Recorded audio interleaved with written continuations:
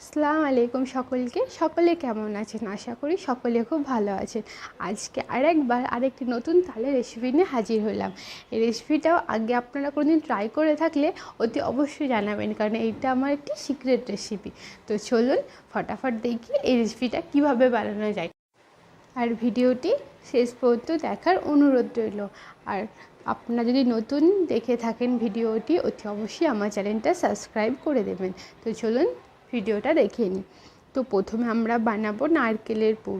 তার জন্য আমি নারকেল নিয়েছি, দেখতেই পাচ্ছেন। এখন আমি এর মধ্যে দিয়ে দেব গুড়। আপনারা গুড়ের বদলে চিনিরও নারকেলের পুর বানাতে পারেন, আমি গুড়ের বানাচ্ছি। তো গুড়টা দিয়ে দিলাম, দিয়ে এখন আমরা ভালোভাবে নারকেলটা আর গুড়টা মাখাতে থাকবো। যতক্ষণ না গুড়টা নারকেলটা ভালোভাবে একে অপরের সাথে মেখে যায় ততক্ষণ পর্যন্ত আমরা এটা নাড়াচাড়া করতে থাকবো। এই পর্যায়ে আমরা গ্যাসের ফ্লেমটা হাই রাখবো, হাই রেখে আমরা এটা রান্না করতে থাকবো। তো কন্টিনিউ এটা আমি নাড়াচাড়া করব যতক্ষণ না ভালোভাবে গুড়টা নারকেলটা একে অপরের সাথে মেখে যাচ্ছে। দেখতে পাচ্ছেন খুব সুন্দরভাবে গুড়টা নারকেলটা একে অপরের সাথে মিশে এসছে এবং খুব সুন্দরভাবে গুড়টা মেল্ট হয়ে গেছে, নারকেলের সাথে খুব ভালোভাবে মেখে গেছে। ব্যাস কমপ্লিট হয়ে গেল আমার নারকেলের পুর। কত সহজভাবে পুরটা রেডি হয়ে গেল। দেখতে পাচ্ছেন খুব সুন্দরভাবে পুরটা আমার রেডি হয়েছে। তো চলুন এখন আমরা যে আমাদের নেক্সট স্টেপে। তো এখন আমরা বানাবো একটা ডো আটার। তার জন্য আমি এখানে মেথি নিয়েছি, আমি তালের মেথি আমার তৈরি করা ছিল, আমি সেই মেথিটা ব্যবহার করছি। তাল থেকে কীভাবে মেথি বের করতে এর একটা ভিডিও আমি আগে ইউটিউব চ্যানেলে আপলোড করেছি, আপনারা চাইলে ভিডিওটা দেখে নিতে পারেন। যেহেতু আমার মেথি রেডি করা ছিল, আমি ডাইরেক্ট মেথি ইউজ করছি। তার জন্য আমি এটা কড়াই প্যান নিয়েছি, প্যানের মধ্যে মেথিটা দিয়ে এখন মেথিটা ভালোভাবে গরম করব। মেথিটা যতক্ষণ না ফুটে আসে ততক্ষণ পর্যন্ত আমরা মেথিটা গরম করতে থাকবো। তো দেখতেই পাচ্ছেন মেথিটা আমার খুব সুন্দরভাবে গরম হয়ে গেছে। দেখুন মেথির কালারটাও কিন্তু চেঞ্জ হয়ে গেছে।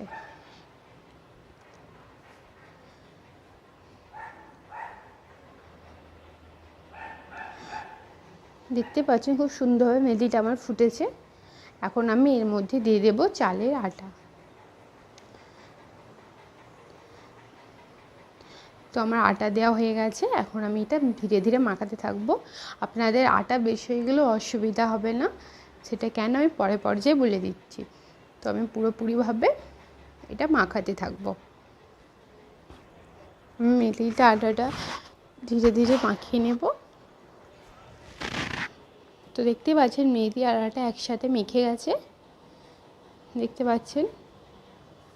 তো এখন আমার মেথিটা নামিয়ে নেব। তো গ্যাস থেকে আমরা মেথিটা তুলে নিয়েছি, এখন আমি একটা বড় পাত্রের মধ্যে আটা মাখানো মেথিটা ঢেলে নেব। নিয়ে আমরা এটা ছানতে থাকবো বা মাখতে থাকবো। তো আমি সবগুলো আটা ঢেলে নিয়েছি, এগুলো একটু একটু লেগেছিলো প্যানে, আমি ওগুলো তুলে নিলাম। নিয়ে আমরা এটাকে মাখতে থাকবো। আপনারা কোনোভাবে জল ইউজ করবেন না, কারণ জল ইউজ করলে কিন্তু ডোটা পারফেক্ট হবে না।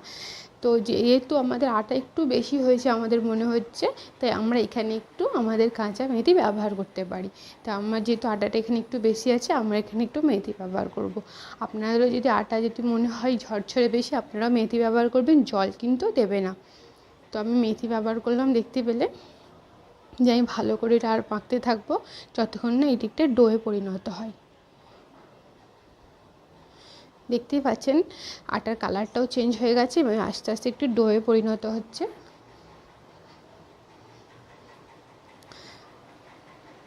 তো ব্যাস দেখতে পাচ্ছেন এটি একটি ডোয়ে পরিণত হয়ে গেল। এটাকে আপনারা যত ভালোভাবে মাখতে থাকবেন এই ডোটা ততটাই সফট হবে। তো ব্যাস কমপ্লিট হয়ে এসছে আমার ডোটা। দেখতেই পাচ্ছেন আটাটা কতটা মসৃণ হয়েছে, দেখতে পাচ্ছেন। আমি আপনাদের দেখিয়ে দিচ্ছি, দেখুন দেখুন আটাটা কতটা মসৃণ কতটা সফট হয়েছে, দেখতেই পাচ্ছেন। যখন আপনাদের আটাটা ঠিক এইভাবে পরিণত হবে তখন ভাববেন যে আপনাদের ডোটা কমপ্লিট হয়েছে। এখন আমরা এই ডো থেকে ছোট ছোট লেচি কেটে নেব। তো এরকম ছোট ছোট সাইজে আমরা লেচি কাটবো। দেখতে পাচ্ছেন, আপনারা চাইলে একটু বড় লেচি করতে পারেন, কিন্তু ছোট ছোট করাই ভালো। তো আমরা এই সাইজের লেচিটাই পারফেক্ট হয়, আপনারা পারলে এই সাইজেরই লেচিটা কাটবেন।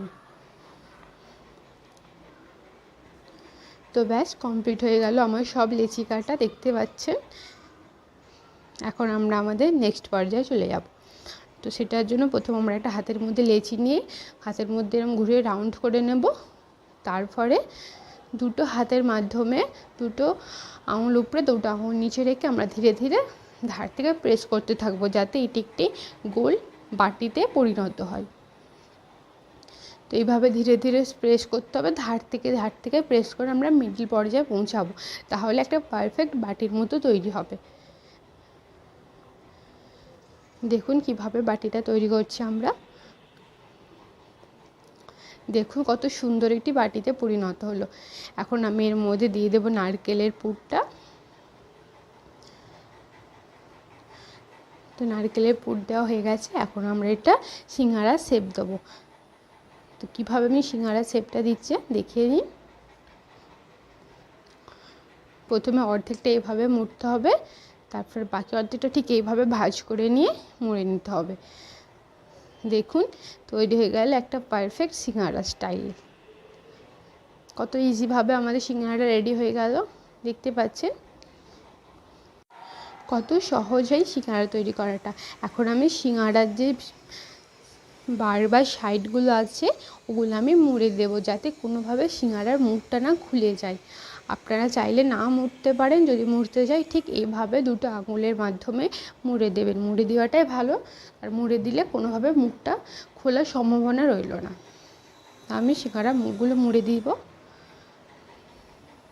তো ব্যাস কমপ্লিট হয়ে গেল আমাদের সিঙ্গারা। দেখুন কত সুন্দর দেখতে হয়েছে।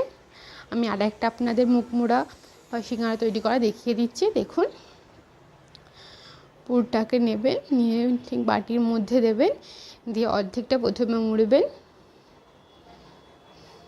দেখুন অর্ধেকটা কিন্তু আমি প্রেস করছি, পুরোটা না, অর্ধেকটা প্রেস করতে হবে প্রথমে, তারপর অর্ধেকটা ঠিক এইভাবে ভাঁজ করে নিতে হবে, তাহলে কমপ্লিট হয়ে যাবে একটা সিঙ্গারার আকার। কত সোজা পদ্ধতি এটা। আপনারা যদি এই পদ্ধতিটা আগেও জেনে থাকেন তাহলে কমেন্ট করে জানাবেন, এবং প্রথম যদি আপনারা এই পদ্ধতিটা দেখে থাকেন তাহলেও কমেন্ট করে জানাবেন। তো আমি এগুলোরও মুখ মুড়ে নেব, যাতে মুখটা না খুলে যায়।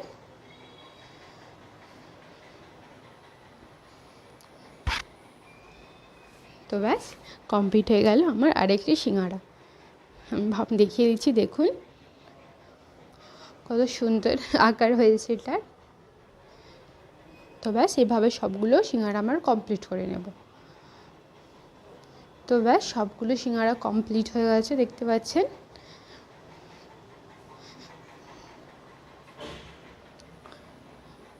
এখন আমরা চলে যাব আমরা নেক্সট পর্যায়ে। তো এরকম একটা আমি ঝাঁঝরি নিয়েছি, ঝাঁঝরিতে আমি হালকা করে তেল মাখিয়ে নিয়েছি, যাতে সিঙ্গারাগুলো ভালোভাবে উঠতে পারে। তো আমি সবগুলো সিঙ্গারা ঝাঁঝরির মধ্যে দিয়ে দিলাম। এখন আমি একটা হাঁড়ির মধ্যে পানি গরম করেছিলাম, এখন আমি হাঁড়ির উপরে ঝাঁঝরিটা বসিয়ে দিয়ে এটা 10 মিনিটের মতো ঢাকা দিয়ে রাখবো, হাই ফ্লেমে এটা আমরা করব। তো ব্যাস 10 মিনিট পর দেখতেই পাচ্ছেন আমার সিঙ্গারাগুলো সব সেদ্ধ হয়ে গেছে, খুব সুন্দরভাবে সিদ্ধ হয়েছে দেখুন। তো সিঙ্গারাগুলো সিদ্ধ হয়ে গেছে, এখন আমরা গরম তেলে একটা একটা করে সিঙ্গারাগুলো দিয়ে আমরা এইগুলোকে ডিপ ফ্রাই করে নেব। আপনারা এইভাবে আগেও টেস্ট করেছেন কিন্তু অবশ্যই একবার জানাবেন। সেদ্ধ তো খেতে খুব ভালো লাগে এমনিতে, কিন্তু সেদ্ধ করার পর এভাবে ফ্রাই করে খেলে এর টেস্ট দ্বিগুণ বেড়ে যায়। এটা খেতে অসাধারণ লাগে, মানে আমাদের বাড়ির সকলেই এটা খুব পছন্দ করে। আপনারা এভাবে ট্রাই করবেন, তারপরে দেখবেন অতি অবশ্যই আমার কথা একবারও মনে পড়বে।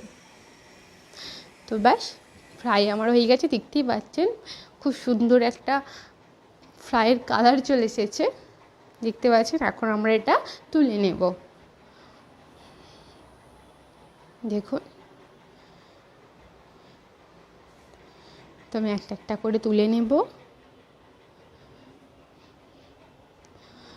দেখতে পাচ্ছি খুব সুন্দরভাবে ভাজা হয়েছে আমার সিঙ্গারাটা।